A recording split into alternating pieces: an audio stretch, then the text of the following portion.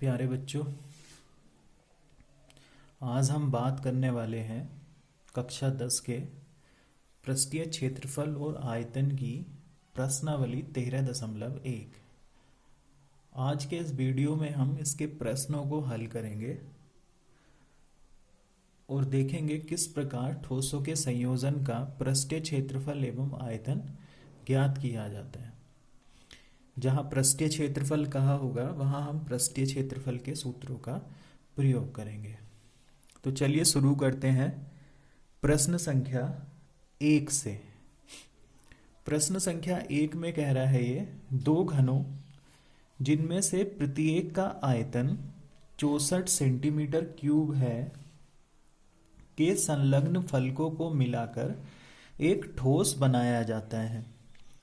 इससे प्राप्त घनाभ का पृष्ठीय क्षेत्रफल ज्ञात कीजिए। ये दो घन आपको यहाँ दिख रहे होंगे, एक नीले रंग का दिख रहा है, एक पिंक रंग का दिख रहा है। इन दोनों को मिला के, दोनों अलग अलग थे, उनको मिला के एक घनाभ बना दिया। तो ये जो घनाभ बन के आया इसका हमें पृष्ठीय क्षेत्रफल ज्ञात करना है। तो बच्चों, पृष्ठीय क्षेत्रफल इस घनाभ का ज्ञात करना है। आयतन इसने एक घन का दिया है, तो हम क्या करेंगे, पहले एक घन की भुजाएं निकाल लेंगे। चलिए शुरू करते हैं। घन का आयतन वो दिया गया है 64 सेंटीमीटर क्यूब। बच्चों, घन के आयतन का सूत्र लगाते हैं। घन का आयतन होता है भुजा की पावर 3। तो इसलिए भुजा की पावर 3 बराबर कितना हो गया, 64 सेंटीमीटर क्यूब। 64 मतलब 4 का घन, 4 4 चौके 16, तो ये आ गया 4 सेंटीमीटर की पावर 3। भुजा की पावर 3 बराबर, तो बच्चों इसकी भुजा हो गई फिर 4 सेंटीमीटर। 3 से 3 हमने घन से घन हटा दिया है। अब ये इतना भी 4 सेंटीमीटर होगा, इसकी ये ऊंचाई भी 4 सेंटीमीटर होगी और इसकी ये चौड़ाई भी 4 सेंटीमीटर होगी। तो बच्चों, जो दूसरा घन है इसकी भुजा भी यहाँ तक 4 सेंटीमीटर होगी, इसकी ऊंचाई भी 4 सेंटीमीटर होगी और इसकी चौड़ाई भी 4 सेंटीमीटर। अब बच्चों, जैसा चित्र में स्पष्ट है, हमने घन के फलकों को मिलाकर ठोस बनाया है, तो इसकी चौड़ाई तो 4 सेंटीमीटर ही रहेगी, ऊंचाई भी 4 सेंटीमीटर रहेगी, लेकिन इसकी लंबाई कितनी हो गई, पहले ये इतना था अब इतना हो गया, मतलब 4 ये और 4 ये, तो लंबाई कितनी हो गई फिर 8 सेंटीमीटर। बस यही इसका मेन स्टेप था ठोस की लंबाई ज्ञात करने का। अब हम यहाँ लिख देंगे घनाभ की लंबाई बराबर 4 सेंटीमीटर प्लस 4 सेंटीमीटर, वो हो गया 8 सेंटीमीटर। चौड़ाई, लंबाई को लिखते हैं L, चौड़ाई को लिखते हैं B, वो 4 सेंटीमीटर ही रहेगी और ऊंचाई H, वो भी 4 सेंटीमीटर रहेगी। अब हमें बताना है इस प्रकार प्राप्त घनाभ का पृष्ठीय क्षेत्रफल। तो अब हम क्या करेंगे, अब हम घनाभ के पृष्ठीय क्षेत्रफल का सूत्र लगाएंगे। तो बच्चों, घनाभ का पृष्ठीय क्षेत्रफल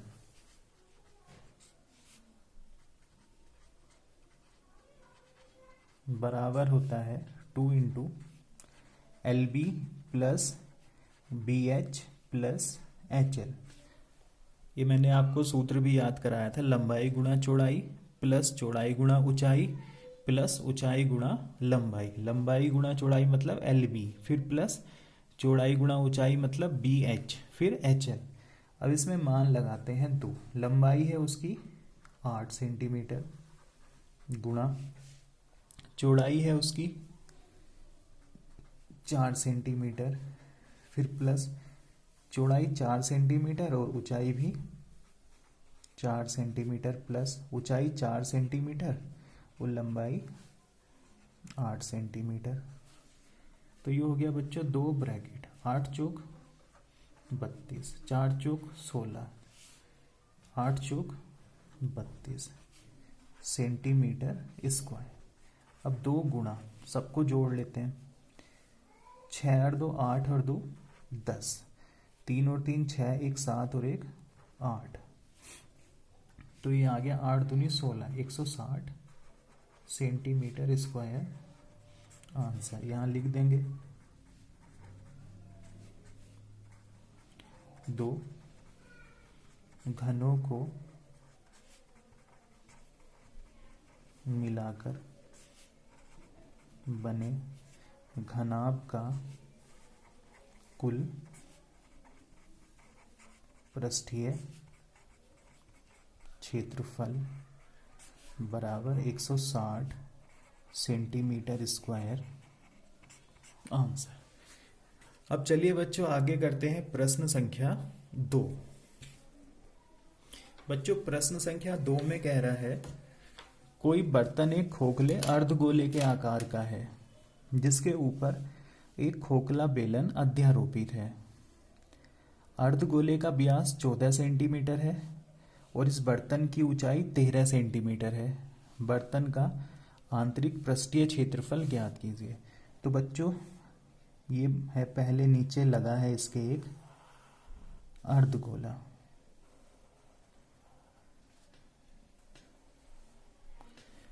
ठीक है। इसके ऊपर लगा है एक बेलन, इस तरह से,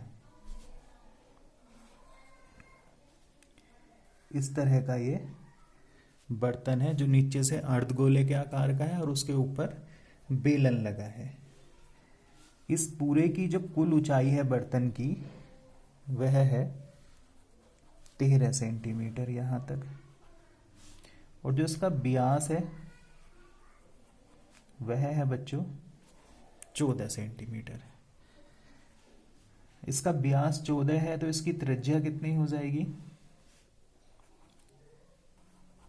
7 सेंटीमीटर।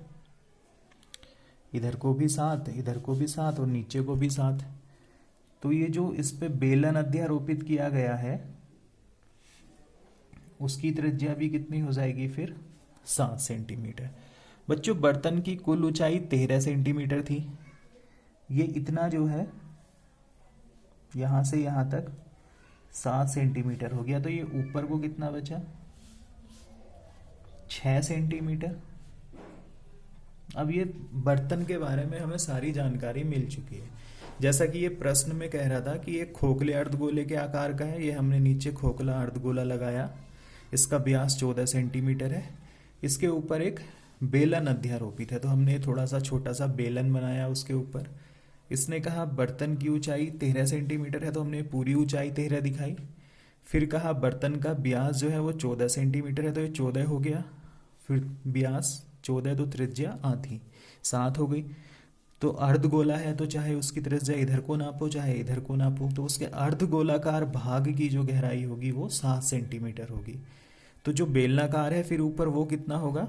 6 सेंटीमीटर। चलिए अब इसको आगे हल करते हैं। यहाँ हल लिख लेंगे इसका। सबसे पहले अर्धगोले का व्यास 14 सेंटीमीटर, तो बच्चों त्रिज्या होती है व्यास की आधी, त्रिज्या होता है व्यास बटे 2, मतलब 14 बटे 2 सेंटीमीटर। तो इसका त्रिज्या हो गई 7 सेंटीमीटर। बर्तन की कुल ऊंचाई वो है थी 13 सेंटीमीटर।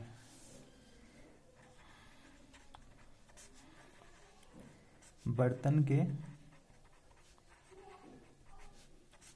बेलनाकार भाग की ऊंचाई वो हो गई बच्चों 13 सेंटीमीटर, माइनस ये नीचे का 7 सेंटीमीटर, तो ये आ गई फिर 6 सेंटीमीटर। अब हमें इस बर्तन का आंतरिक पृष्ठीय क्षेत्रफल बताना है। तो आंतरिक पृष्ठीय क्षेत्रफल क्या होगा? अर्धगोले का पृष्ठीय क्षेत्रफल प्लस बेलन का वक्र पृष्ठीय क्षेत्रफल।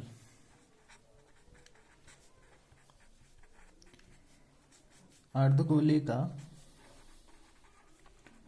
वक्र पृष्ठीय क्षेत्रफल ये होता है 2 पाई आर स्क्वायर।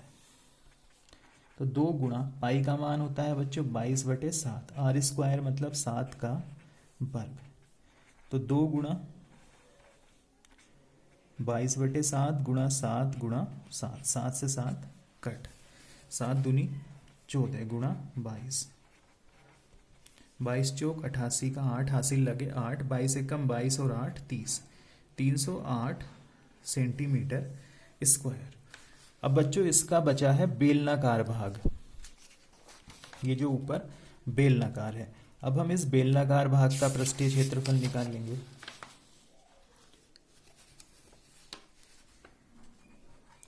बर्तन के बेलनाकार